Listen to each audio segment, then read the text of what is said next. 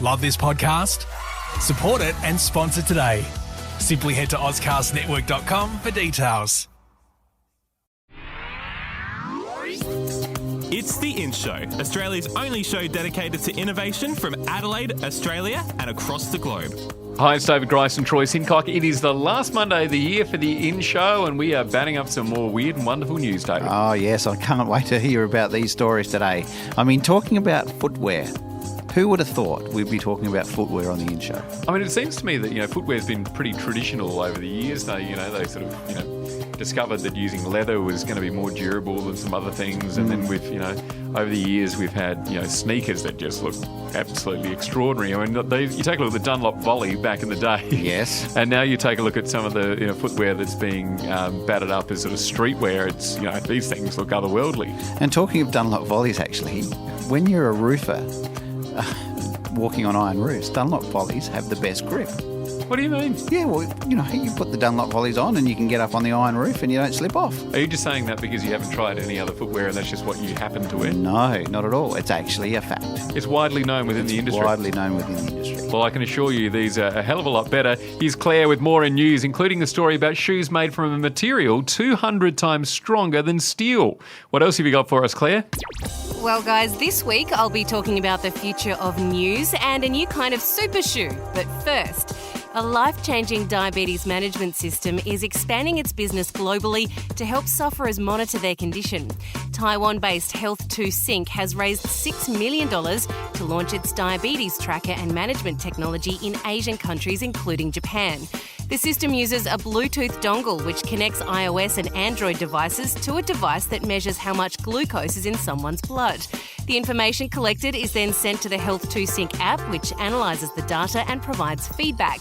Users can also log information about what they eat, how much they exercise and what medication they're taking.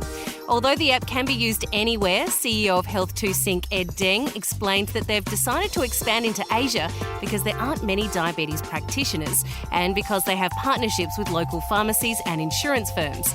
They've also expanded into Asia because it's estimated that the continent has 60% of the world's diabetes sufferers.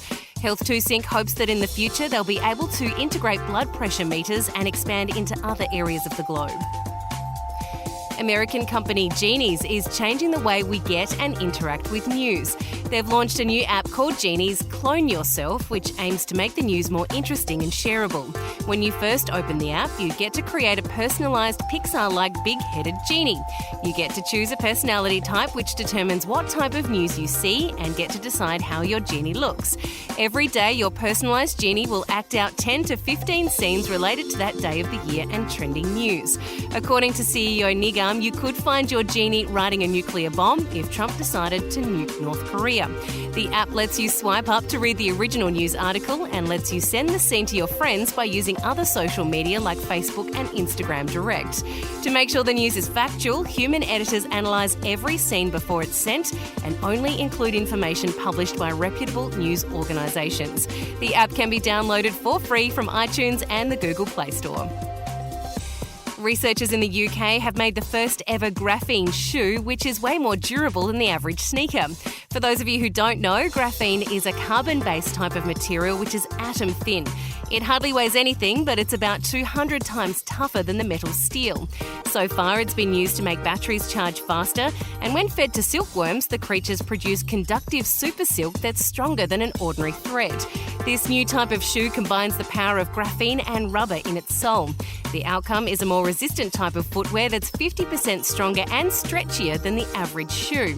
The researchers from the University of Manchester worked in conjunction with fitness brand Innovate to make the G-Series shoes, which are designed for trail running. They'll go on sale in 2018 for about $250 to $270, but the possible benefits of using graphene aren't limited to footwear. It could also be used to make stronger surgical gloves, sports gear and protective equipment. And that's what's in news this week. I hope you have a safe and happy holiday season. Here's to 2018. Thanks, Claire. Well, David, finally we can get out of the blocks a bit quicker. Oh, I need it these days, I tell you.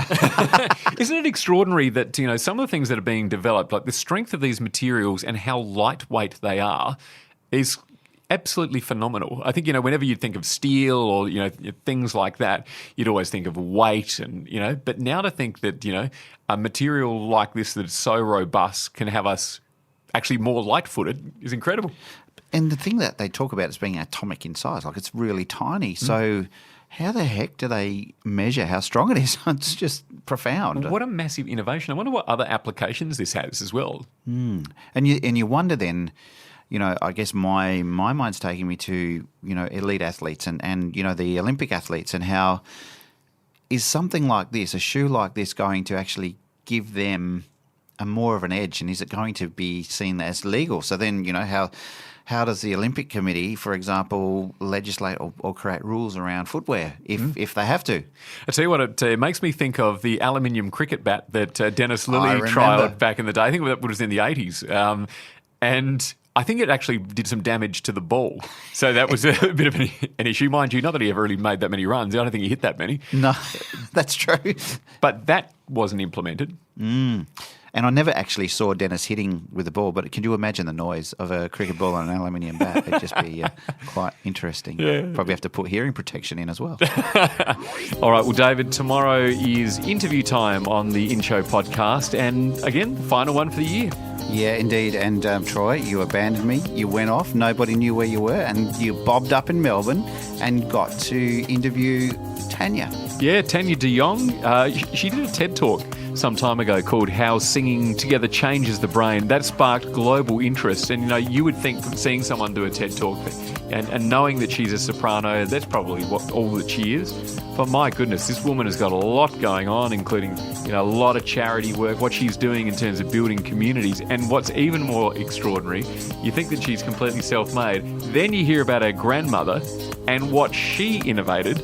It just makes perfect sense. Tanya is who she is. Yeah, amazing, isn't it? And we've already talked about how music affects, neurological pathways and the impact that it has on health and well-being of people. And I just can't wait to hear from Tanya. Yep, Tanya de Jong. That's tomorrow on the In Show podcast. The In Show News, brought to you by Adelaide Smart City Studio. Subscribe to the In Show podcast on iTunes. A Dave and the Beanstalk production.